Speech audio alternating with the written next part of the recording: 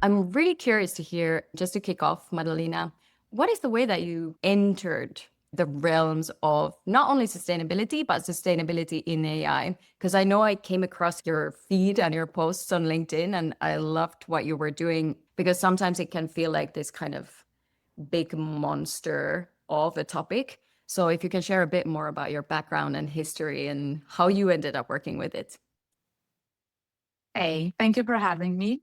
So, yeah, my name is Madalina. I am a sustainability strategist, which is to say that I work at the intersection of sustainability, strategy, and communication with a sprinkle of AI on top. And I think it's a fair way to phrase it like that. It's a fair way to say that it is a type of a monster. And I think for a lot of my peers right now, there's some question marks, like how do we want to use it? Do we want to use it? Does it contribute to our sustainability goals? Does it not?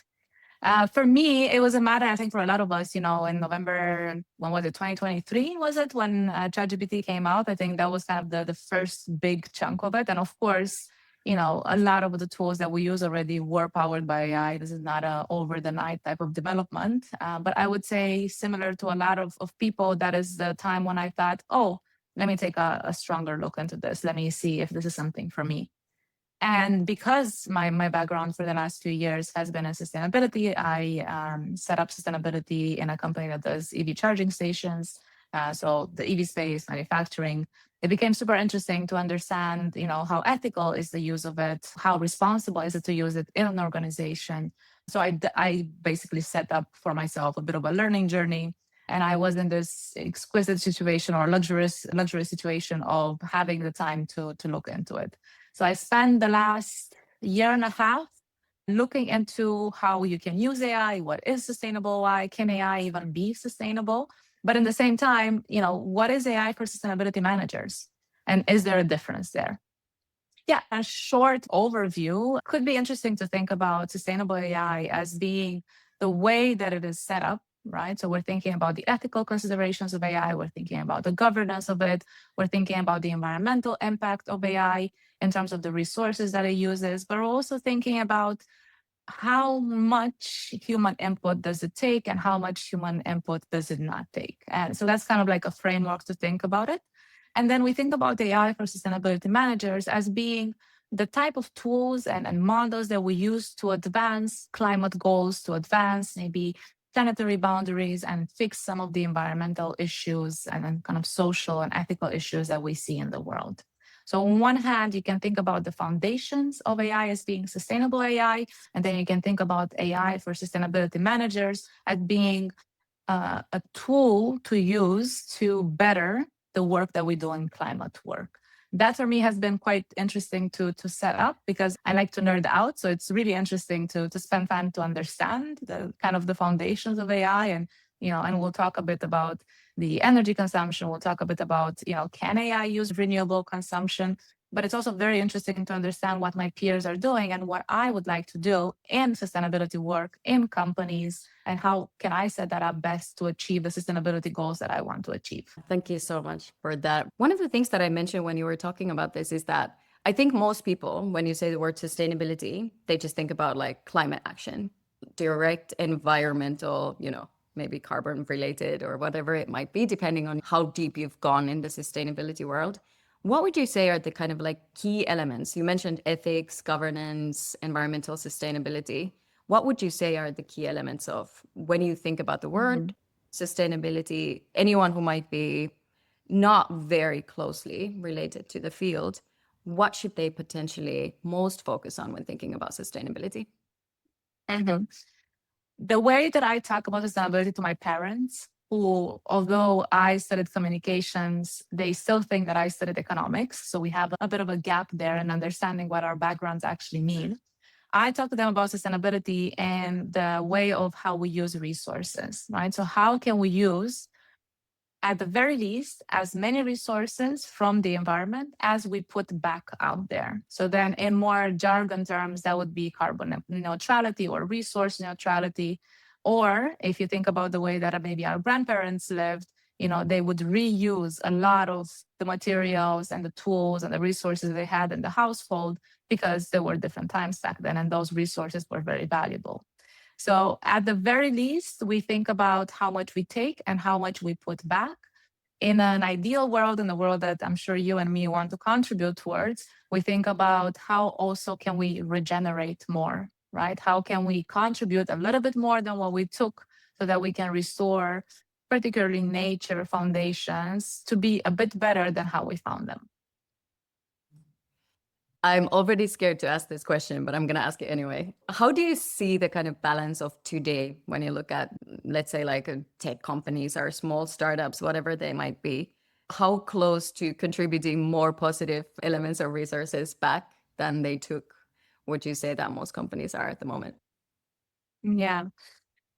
It is a scary question. There's a scary answer as well. So overall, globally, we still very much are doing what is called a linear economy, right? So we still extract more, consume more, and very, very little of it actually gets reused or in any way repurposed afterwards. So there's a huge movement on circular economy. There's the concept of the donut economics. So there's definitely movements happening in that direction. But one of the stats that stays with me and that I repeated in gentle ways at dinner parties so people can take it with them, that on a global level, it's only 6 to 9% of our waste that actually gets recycled, which is very, very limited. So a lot of the times when we think about, how much do we take care of how we use the economy that we have in place and how much we actually do better to keep it on a very high level, the numbers are not great. That being said, depending where you are in the world, there's definitely legislation coming out. There's definitely money going into impact investing, and there is money going in circular economy as well. So we're moving. It just happens so that the time that we have to keep on moving to, for example, repair some of the planetary boundaries that have been crossed, or to lower our overall global emissions, or to support the companies in the global south that are dealing with more direct effects of climate change than companies in the north sometimes, we only have that much time to get that done. So urgency is definitely something that has to be at the core of the conversation. And in that way, I would connect it back to the way that we use AI or sustainable AI to kind of bringing back intentionality in it and understanding, do we want to use it? And we all, at this moment, I think I can collectively say, yes, we try to use it. We try to understand that we don't want to be left behind, but do we understand the impact of it? And if we understand that and we're okay with it, then it becomes an intentional decision. Yeah, I love that. So that kind of organically takes us to the question of what is sustainable AI versus AI for sustainability? Would love to hear your thoughts on each one. Yeah, I like to look at sustainable AI also through what is called an ESG framework, and that stands for environmental, social, and governance. So one way to look at the environmental impact of sustainable AI is really the energy efficiency of the AI that we're using. It's really looking at how can we optimize as much as possible the energy usage that we have. A way to look at the social aspect of it is really the responsibility of the AI that we use, right? So can we, for example, make sure that we protect the data that goes in? Can we make sure that we protect not only the raw data, the numbers, but also people's data that goes in? Can we make sure that we build it in the way that we build AI from a social perspective, that we build it to secure people and not only to generate output? And then, of course, there's always a conversation about governance, which has to do also with sustainable AI. Can we establish ethics, controls, testing, validation? And I'll have a few resources towards the end because there are organizations who are working on that. Can we make sure that we adhere to the standards that are now being developed? So in a simpler way to put it, sustainable AI is really about how do we use a technology and we take into account all of the considerations about its impact. Right? We think about what it uses and how it affects people, contexts, and also we mitigate the risks through the governance that we have in place. Because at the end of the day, AI is a tool that we should be using, and it's not necessarily the system that we have to build. It does need human in the loop, and the conversation needs to stay centered around there.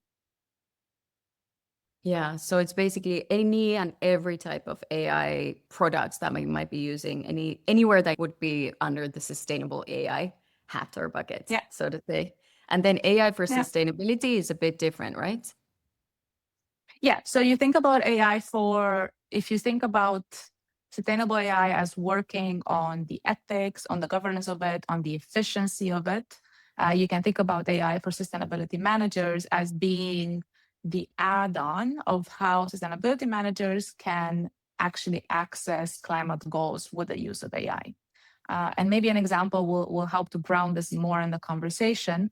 There's this beautiful example, actually, where you're based in Brazil, that has to do with the illegal logging that is happening in the Amazon forest, which is, it's the biggest lung, right, of the planet. So it is something to be concerned about. And there's this organization that's set up, and I'll try to put the link afterwards so people can look it up. They've set up a network of brick phones that they then programmed using AI so they can actually capture the sound of illegal logging as it happens in the Amazon forest. And then they send it to the local ranger so they can try and, with the police, catch people in the act. It is, first of all, fantastic, but also it has a direct effect on the environmental problem that is happening in the area. Or another example where AI is used for sustainability purposes, we can think about parts of India or other parts of the world where the people are struggling with drought and they're struggling with actually growing food and maintaining the crops, where weather prediction forecasts, AI-powered weather prediction forecasts, are actually enabling people to know how to rotate their crops, to irrigate in a particular pattern so they can best optimize their resources and feed their communities. So that's a nice way to kind of make the separation. One is how we build AI to basically help and support us, and using a ESG framework can be an interesting way to look at it. And one is to actively tackle climate goals, climate issues, planetary boundaries, and directly related to sustainability work. Yeah, I love that.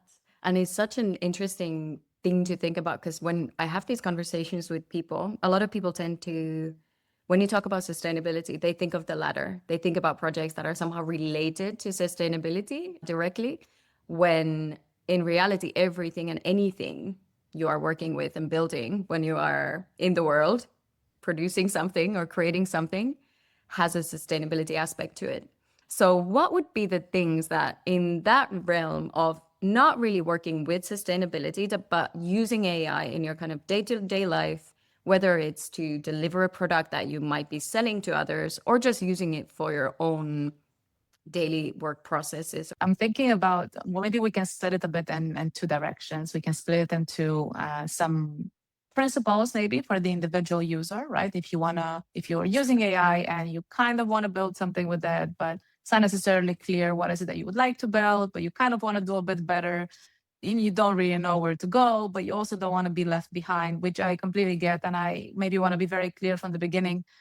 The responsibility is less on the individual than it is on the big players in the AI market, right? So the fact that people are thinking about it already, great. Your consciousness is working and you're trying to do better. And I think it's good to take a moment to acknowledge that.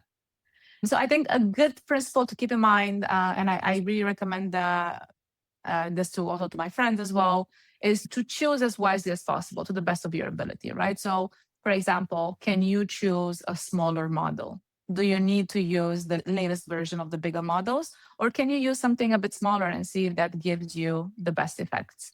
Can you be a bit smarter with your requests, with your queries, right? Can you maybe batch them so that it uses less computational power?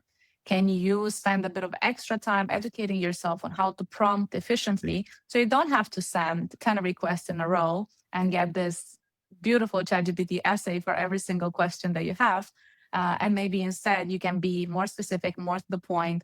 There's a reason why prompt engineering is now on the rise when it comes to like skills that are being sought upon on the job market.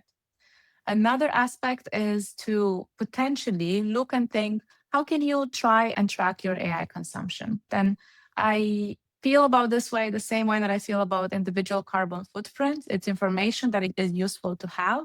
But the biggest polluters in the world are companies and corporations and governments, right? So knowing that about yourself can simply educate you on the type of decisions that you want to make. And there's some really easy tools here that basically you're an extension away from learning more about your consumption. You can use AI impact tracker, which is just an extension in your browser. And that gives you on one of the main generative AI platforms, it will just give you the consumption per day. And then you can also get it per lifetime. So you could say at the end of 2025, I've used that much energy, which is the equivalent of that many car rides or the equivalent of that many phones that I've charged, for example. And that grounds our decision a bit more in the choices that we make. You could also, by switching to a smaller model, you could also make sure that that model uses renewable energy. And by those two in particular, you can really lower your impact in terms of energy consumption quite a bit. And two examples that come to mind right now is Green PT, which is a company that is based here in the Netherlands, where I'm based as well. Not associated with them in any way, but I'm a big fan that they use a smaller model, and then their data centers are powered by renewable energy. And on top of that, the heat is being emitted, that is being captured, and then it heats up urban spaces. So then there's a closed loop in terms of resources. And another solution, or another maybe generative AI tool or like another chat to use could be Thaura AI. That's THAURA. I'm not associated with them either. They're an ethical tech platform, and you can also get you get like the carbon footprint for each query that you put in place. And the main thing that it's important to think about models that we use is because big LLMs will have billions of parameters that they will send a query through. Most of us don't need billions. Most of us will get decent answers with millions. So those are kind of a few things to keep in mind, but to kind of wrap it up, and then we'll maybe jump to, how do we choose when to use AI and maybe not use AI? A good thing to keep in mind here is to share this with your peers. When you go into a demo with a new vendor, ask them like, hey, what's your carbon footprint? Like, what do you know about that? Is that something that you're going to add? Can I get that information? When you meet your friends and, they search everything in Perplexity, great. Is that always better? Right? Can we sometimes be more intentional about the choices that we make? Could that be a simple search instead of an AI-powered search? And I think the more we bring that conversation in, and to keep it with a parallel with traveling and how, 10 years ago, jumping on a 20 euro flight wasn't a big deal. Now I have friends who refuse to travel. I myself travel less because I don't want to fly as much. So then in that way, I think that's also, sharing the knowledge about sustainable AI usage, even on a peer-to-peer level, can really shift a bit the conversation and bring that part of the conversation that is missing right now, also in our daily lives. And I love how you mentioned that those are the kind of like small day-to-day in our own communities type of conversations and the decisions that we can make. And I think one of the hardest ones to tackle is always the individual versus the system. And I think if you get kind of like stuck in it, it's not really either or. It doesn't mean that what you do in your daily life doesn't have any impact. It does have some impact, of course. But of course, you're not going to have the same impact as a country, as an individual. But I really like the example that you used about flying, because it has shifted so strongly. And especially in Europe, I think the kind of like mental image of flying and travel used to be this like aspirational thing. Whereas in certain circles, at least, now there's a bit of a different conversation and discussion going around it. It's not that you don't travel, it's like being mindful of how you travel, where you travel, and finding different ways of doing that. So I'm really curious about what is the main difference between a small model, as you call it, and a large or massive model? And why does that make such a big difference? You mentioned the kind of number of queries and places where the information travels through. But are there any other differences between the small and the large models? The main thing is that you think about how many resources are being used to answer one query. So in a big model, what OpenAI is offering, those parameters that your search goes against, that is in the billions. Most of us, for the searches and needs that we have, we don't need that many checks to happen in the bigger architecture. So I'm going to keep it there because I think it's also interesting for people to go and look for themselves. And In the same time, I would say, you have local models, you have models that the smaller models that tend to be more open source. They also don't use your data to train their own model. So that's also an interesting ethical question to answer for ourselves.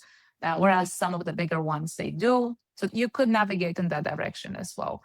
For me personally, the way that I make my choices is that I think about the complexity of the answers. And if that is something that I can get in a smaller model, then I can simply make my energy consumption lower. And the same way that we do that in our houses by shifting our light bulbs to LED light bulbs, we could do that with some of the AI tools that we use. Yeah. And I love the way that it works together as well, because especially when you think about smaller models and more trained specifically for your question, because there's also the quality issue, right? So if you're asking something that is quite simple and you could Google and you could probably evaluate for yourself the quality of the answer versus using a smaller model that has training that is very specific to your question, it might also increase the quality of the answers that you're getting. And I think one of the questions that I get a lot is, when is it good to use something that is very general versus using something that is extremely specific to a field or area of expertise or a question that you might have? In my field, it's only recently that I saw a tool coming out, which is basically an LLM for sustainability. I've seen GPTs that were built to be on climate as a topic of conversation and something that you could search into. But it's only 2 weeks ago that I saw the first tool that came out for that. So I'm actively testing it right now to see if it would help. I think generally speaking, the kind of like high level LLMs that we currently have access to, not necessary for most of us. And then if you can go more specific, then that also means a smaller model, then that also means a lower overall footprint. That would be my preferred direction. Now, of course, it depends, and I could hear the developers in the back of my head saying, but I need more. All right. I just would encourage that people test and see if they can replicate a similarly qualitative answer and building format with a smaller model. And of course, AI is so much more than the model itself. Right? Like I have friends, and I'm sure you as well. They're building entire platforms. They're building their own AI. They're trying to bring all of these kind of responsible principles into the AIs that they build. And to that, I say, go for it. The message that I have here has more to do with what are you trying to achieve? And do you need the big players to achieve that? And if the answer is yes, then you assume that impact that you have. And then I would highly encourage people to disclose it. I started disclosing my AI usage on LinkedIn as a fun thing. When I use in this case, GreenBT or ChatGPT, or I've been playing with Gemini as well. So I want to say very clearly, I'm not on a moral high horse here. I have played with a variety of players because I'm curious. I want to see how it could innovate what I do, how it can make me more efficient. And in that disclosure that I just put at the end of my LinkedIn post, I've received a lot of comments of people saying, hey, are you not afraid that people are going to think less of you? No, I mean, if we take responsibility over our own actions, that also means we take responsibility over our own consumption. And I think that would be a great step forward. We have foods that we put nutrition labels on. Why wouldn't we label our AI usage, right? And the name of transparency, which is also one of the principles of responsible AI. Yeah. And that's interesting because I do see people talking about AI and it's more like, oh, I used AI to write this post, or I didn't use this AI to write this post.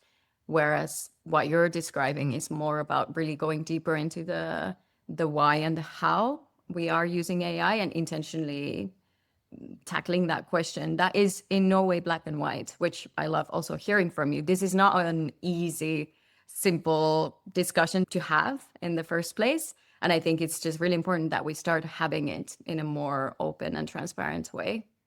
So one of the things that we've really touched on is like the model size, but something you mentioned before, which I would be really curious to hear a bit more about, is the kind of prompt instruction versus, uploading a ton of knowledge sources.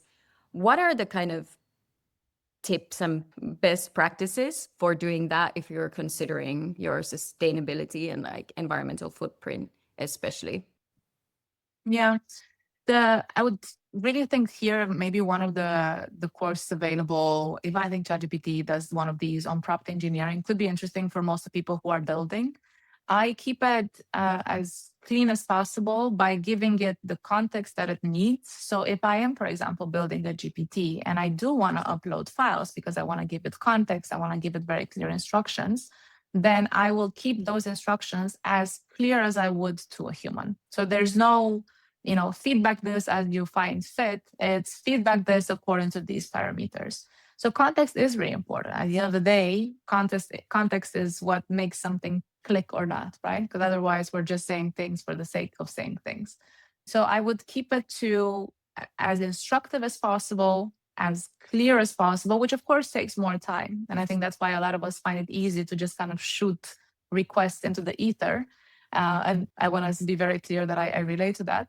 But as clear as possible, as instructive as possible. And then by doing the work to think about what you want to get out of it, you basically avoid that back and forth, which takes extra computational power. I would also say in the prompting itself, it is worth taking an extra second to think, do you need to use the latest version, right? Do you need to use research mode for everything? Do you need to build an agent for everything, right? Like, do you have a clear understanding for yourself? When do you want to use this AI for yourself and have a decision framework set up? And one way to look at it could be if it's something that's complex and creative and you really need to connect a variety of tools together. All right, set it up, see if it gives you what it needs to give you. But if you just need to do text formatting, if you just need to do basic calculations, if you just need to do, I don't know, organize your calendar or file organization of any sorts, maybe that's just an automation that you can set up. Maybe you don't need AI input there, right? If you need to solve a technical problem and it is super complicated, okay, that is a decision. That is one way that you can move forward and get that done. Or if you've tried simpler tools and it doesn't work, then all right, AI can be your solution. And I know that it's difficult because even on a Google search, you will still first get the AI results, which I'm sure we have all experienced that are at the very least not accurate at the moment. Very often, those first results are not giving us the information that we need. And yet again, we can choose for ourselves how to make the decision. When is it worth it? What is it not? Especially if we're building something, because like in daily usage, it takes some time to build those type of routines. But if I built my website for a book that I'm writing with Lovable. And it took me a little bit of time to calibrate myself and to understand, okay, what am I building? How am I building it? Do I need to add all of those layers? How can I simplify the whole setup that I'm building there so I can actually import it and have it on my own platform? And maybe I don't need to scold Lovable's AI every single time that is doing something wrong, because that's also using computational power. Yeah, I love the scolding and I guess also thanking. I love this was a long time ago, but there was an article I read about like how much energy does it take if you always thank your AI?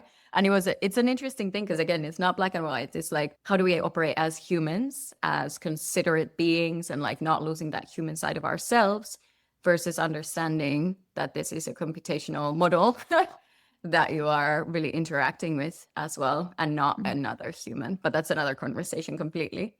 So if you want to build something from a sustainable point of view, specifically, is it better to use long and really accurate one prompt? Let's imagine one prompt with a lot of detail, as you mentioned, like going really deep into this is exactly what you're supposed to be doing, do it this way, maybe adding knowledge sources, or if it's a project, all the knowledge sources that you have there.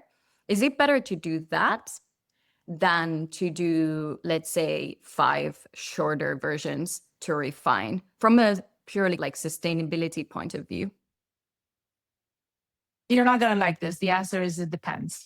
But from an environmental perspective, so from an energy efficiency perspective, it depends. It depends on the mode that you're using. Again, it depends on the model itself and then the mode. So if you use, ChatGPT 5 or if you use research or deep thinking and so on.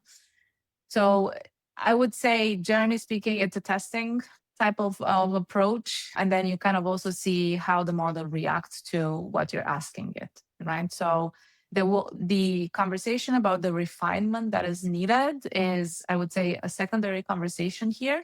And it's more about adjusting the first behavior, which is maybe not shooting, 3, 4 words to whatever tool of choice to then give you a really big input with every single occasion.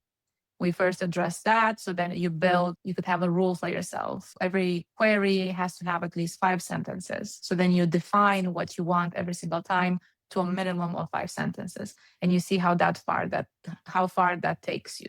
And if you're somebody who's motivated by gamification, and I am somebody like that, then you can also track it for a bit of time and kind of see how it goes.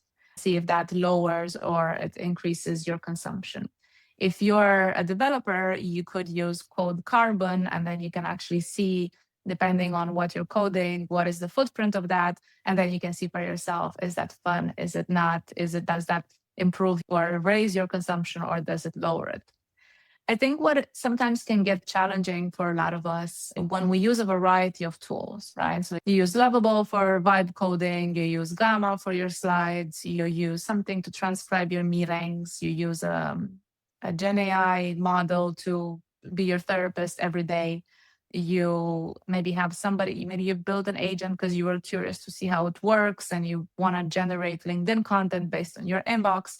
So we have this variety of resources. And I think that's where it gets tricky, especially if you're building something, because it's unclear, how do I add up that impact? And I think that's where it's interesting to start joining an organization that actually advocates for sustainable AI. And there's a bunch of them. There's AI Collective, there's AI for Good. And I think as long as we bring the conversation back to the table, like, what is the impact of this? How are we measuring that? Then we stay anchored in the conversation that matters. Because otherwise we enter the other side of the conversation, which is shaming people for individual behaviors. But the more sustainable behaviors are not necessarily easily accessible at the moment, unless you like to geek out or you're already on the path of being somebody who works in more mission-driven type of work or impact-driven type of work. Yeah, I did have a good laugh about that, because I feel like this is a topic where there's never one answer, and that's completely fine. So what I'm hearing from you is essentially making sure that what you're doing is intentional. So you're not just shooting stuff, not at the wall and not at the AI, but really like taking time to pause and understand what is it that you're trying to do. So the less you can use AI, the better. The smaller the model, whenever you can use it, the better. Any other kind of like takeaways that everyone listening to this or reading the blog about it can take with them and really just start implementing in their daily AI use? Mm. If you can choose a model that is powered by renewable energy, that is a huge shift overall. You can look at, so there's a tool that is called AI Energy Score. It's a dashboard that is set up by the people from Hugging Face and a few other collaborators. You can actually see the rating. And if you like to geek out, you can also see how they got there. That's interesting because maybe you want to explore with a variety of other tools. You could also select tools that have built-in efficiency. So you could select, maybe you want to build a website and you want to build a newsletter and you also want to have a support bot. You could choose a tool that has the variety of the features that you want. So then you don't need to spend a lot of time using AI to add those on top of your product or platform. So that could be looking for built-in features in the tool that you use so that it can basically help you achieve your goals.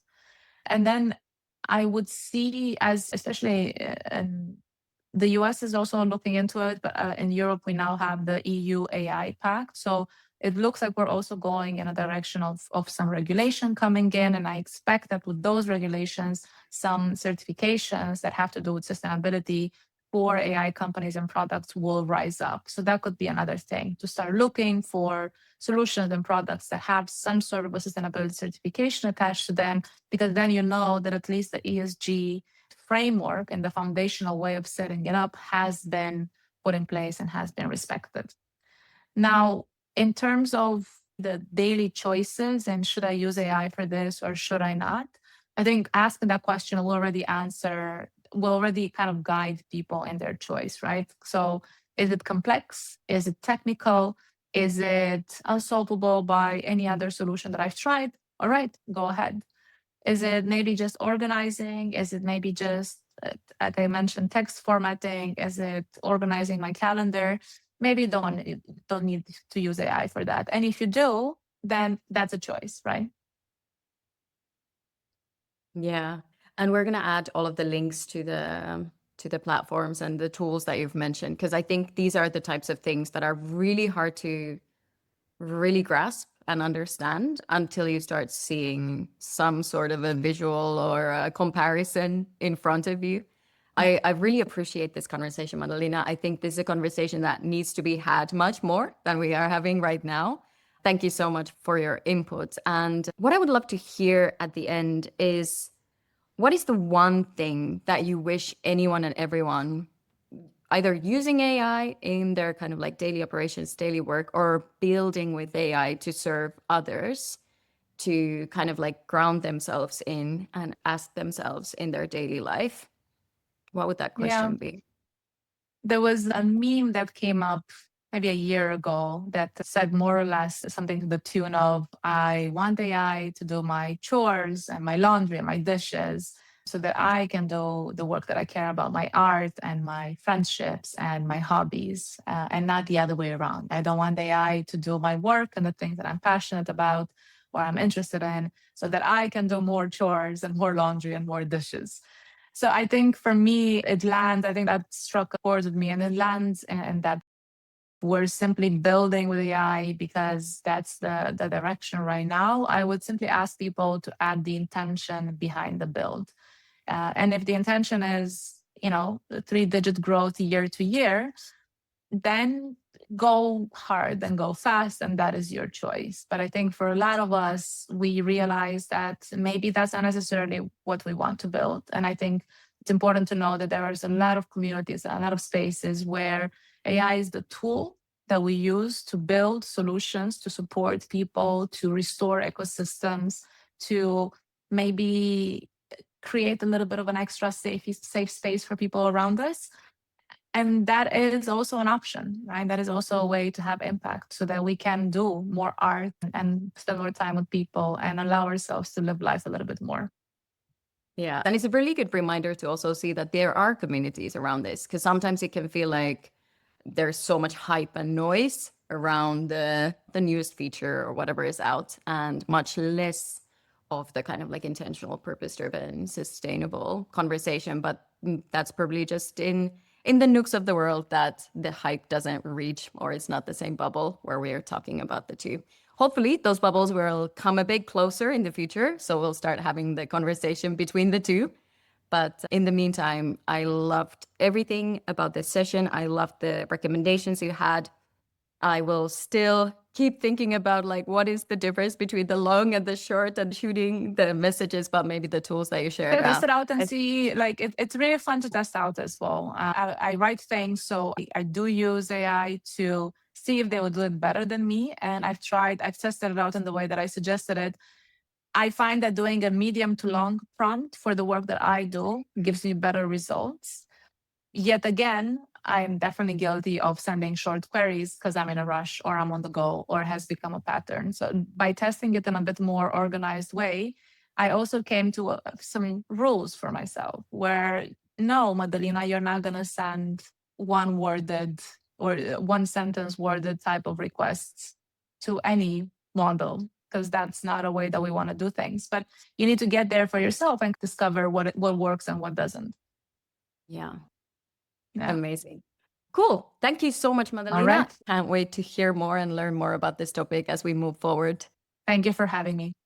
Thank you so much.